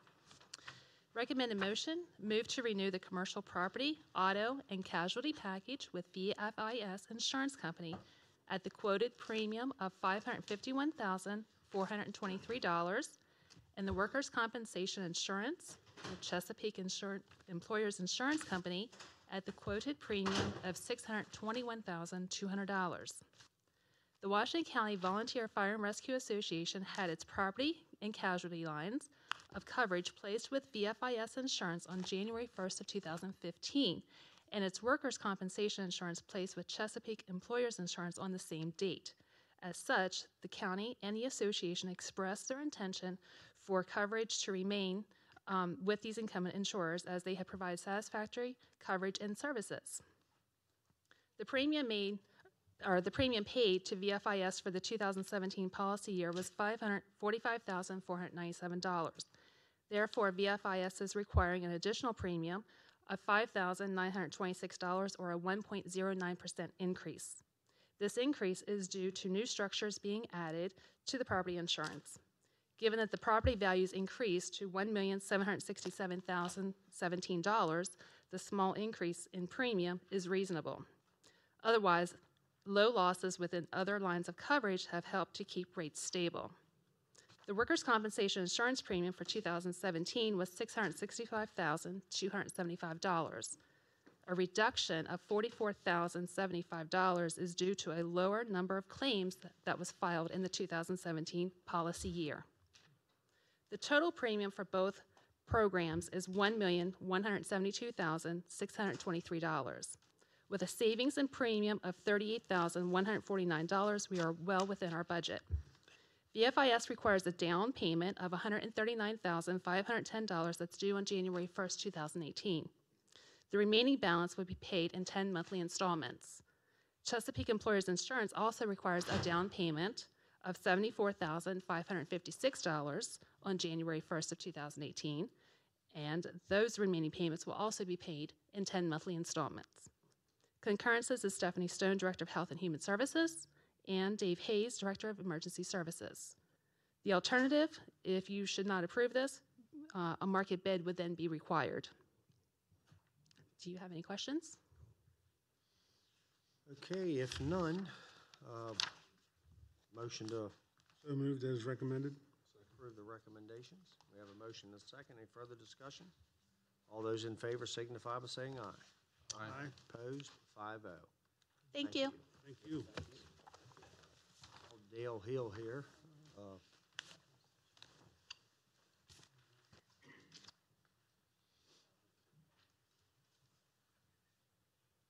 Contract award of PUR 1367 for vehicle and off-road industrial equipment. How are you two this morning? Good. Good. Good morning, guys. Good morning. I'll be quick. This is for the contract award of 1367 for a vehicle and off-road industrial equipment for the Highway Department. I move to award the contract for the following items. Item number 1 for one 5-man crew cab to Bayshore Ford out of Newcastle, Delaware in the amount of $69,466. Item number 2 for two 2018 or the latest model cab tractors to Smith Implements out of Hagerstown, Maryland in the amount of $112,203.27 each. Item number 3 for two 2018 or latest production model 2.5 to 3 ton class ride-on double drum asphalt compactors to Albon Tractor out of Baltimore, Maryland in the amount of $34,299. On November 8th, we received a total of 3 bids for item number 1, 2 bids for item number 2, one of which was non-responsive, and 2 for item number 3, one of which was a no bid.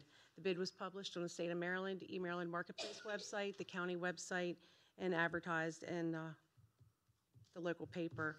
We did have 23 vendors download the document. The funds for this purchase are available in the Highway Department's Capital Improvement Fund in the amount of $462,135.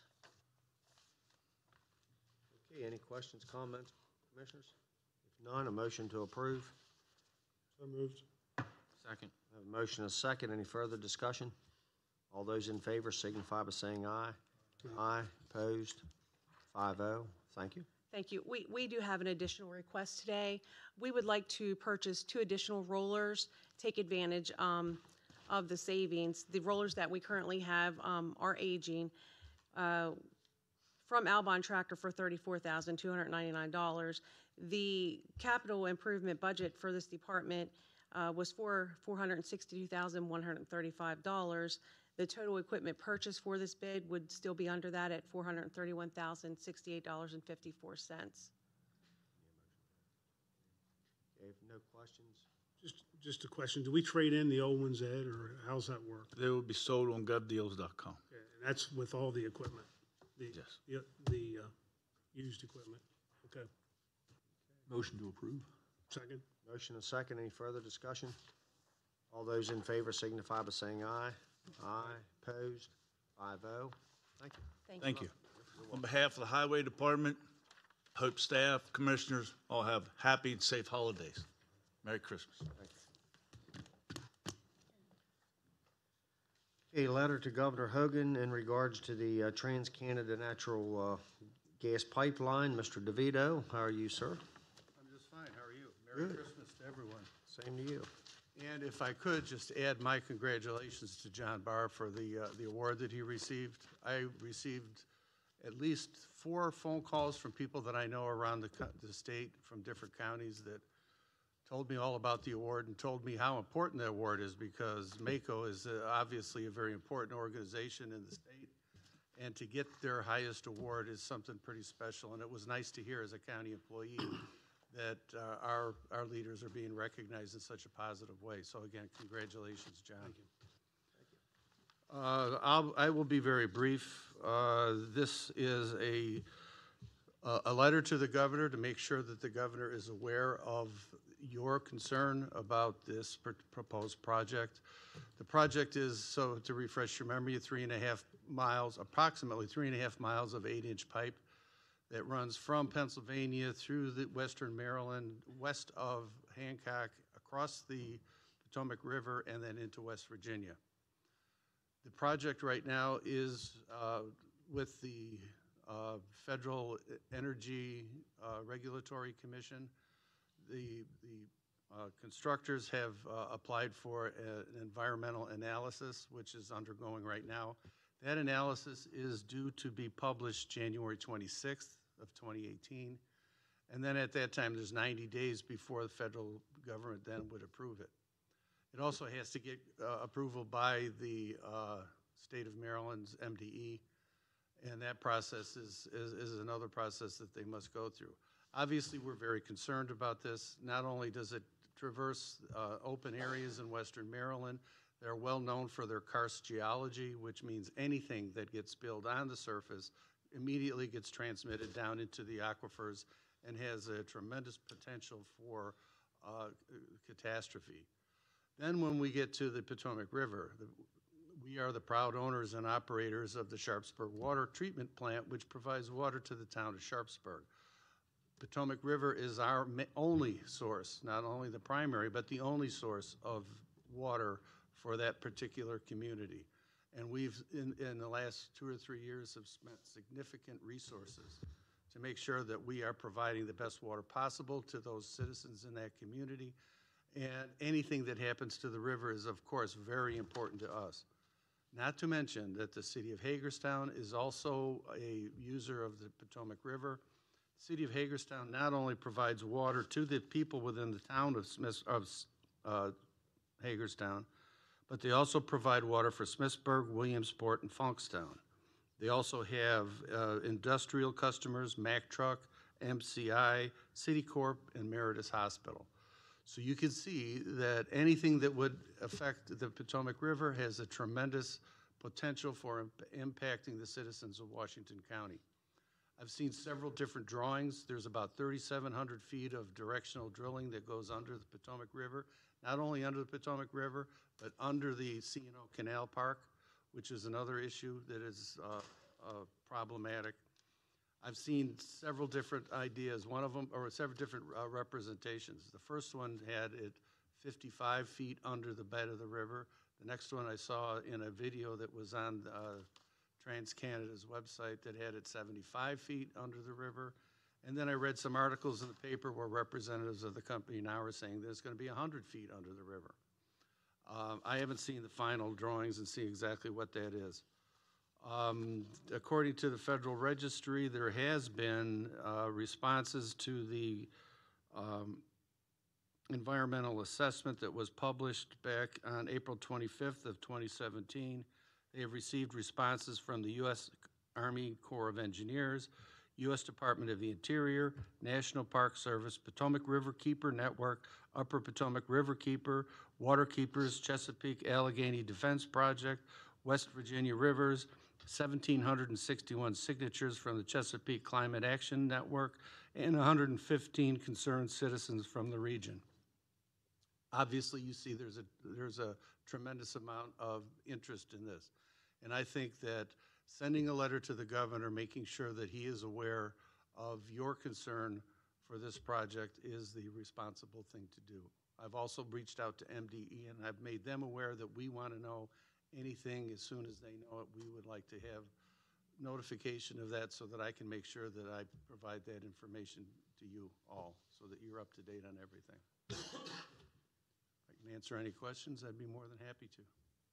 How will Washington County benefit from this pipeline? As far as I know, there is no direct benefit. I've heard that there was going to be an offshoot of the gas line that was going to go into the town of Hancock to provide gas for Hancock. I haven't seen anything official on that, though. But other than that, it's just transfer. It connects Pennsylvania to West Virginia. West Virginia, as far as I read in an article, that they've already approved the construction of their part of the pipeline. So they're moving forward with their part. So they're anticipating this to be a done deal.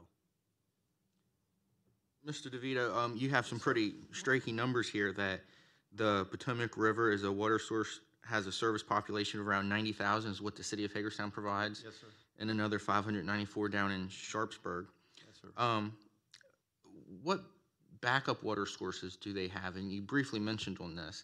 If the Potomac were contaminated for days or weeks, where would those residents get their water from? Well, I can tell you that in real time and in real experiences in the last couple of years, that there have been spills in Western Maryland, primarily at the paper treatment plant there. There was one significant spill of latex that they use there, and there is an entire network of regulators that that are from a four-state area.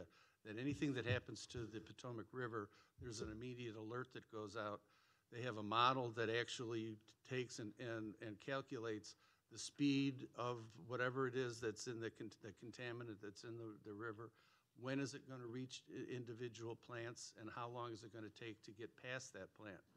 During those periods of time, we actually shut down our plant. We anticipate that. We're notified of any problems in the river. We anticipate that. We fill all of our tanks to their capacity, and we hope that we can get through whatever period of time that it takes for that contaminant to pass through our particular intakes. If, for example, we were not able to do that, then we would have to start trucking water in, because we do not have an alternative source for Sharpsburg. I don't think the city does either. Okay, any other questions, comments? The only I'm sorry. Yeah, it just says our recommended motion is moved to send a letter to Governor Hogan encouraging all approving agencies to carefully consider. I'd personally like for it to be a little stronger than carefully consider. Be more than happy to make that change. President Baker, just a couple house cleaning items. This is a request for careful review because the state does issue the permit, not the county. We want to be absolutely clear on that. Grading permit, the county, once the permit from the state is issued and reviewed, grading permit will be considered then. Grading plans are already in. This is a notice of cause for concern of constituents, as well as perhaps county leadership should you choose to send a letter. And again, just to reiterate, this is not a county permit, which everyone knows. And I was advised this morning that there is a meeting the 19th to be held by the Corps of Engineers and MDE at the Hancock High School. I apologize. I believe it's an evening meeting. I don't have the exact time. It is not led or anyway operated by the county, but I'm simply conveying it because this is the discussion here today. And then we also have the ability to send letters individually. Absolutely.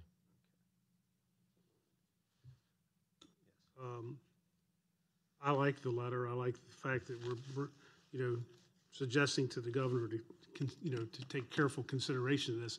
The other thing is, would it be appropriate, the fact that the Potomac River does flow on to Brunswick, Frederick County, and the western shore of the bay, several southern counties, that a copy of this would be given to MACO.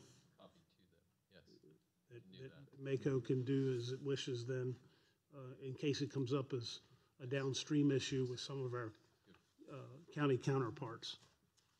Just CC the bottom of this to the MACO office. And just for clarification, it is on the commissioner's letterhead, so we're presuming that the commissioners and the president would sign this. Any other questions, comments, commissioners? Second. Okay, we have a motion, a second for the recommended motion. Any further discussion? With the CC to Mako. Okay, all in favor signify by saying aye. Aye. Aye. Opposed? 5-0. Thank you. Thank you. First quarter adjustments to the Washington County Board of Education's 2018 general fund budget. Mr. Frolix. And I don't see your. Morning, President Baker. Afternoon, I guess it is at this point. Members of the commissioners, I'm here this morning with David Brandenburg, Executive Director of Finance, to seek your approval of the first quarter budget adjustments for Washington County Public Schools. As you know, anytime we have adjustments that are cross-category, we need to revise our budget and seek your approval for those. The Board of Education approved these adjustments on November 21st. The nature of these adjustments is to adjust categories to reflect changes in the budget as a result of contract negotiation agreements that were signed after the budget was approved with both the Washington County Teachers Association and the Washington County Educational Support Personnel. The adjustments, you will note as you look through the adjustments, we did eliminate 6 positions through attrition, positions that were currently open and vacant, as one of the funding sources to support the funding required for the negotiated agreements. And with that, we're happy to accept any questions you may have. Any questions, comments? None. Motion to approve. Motion is second. Any further discussion? All those in favor signify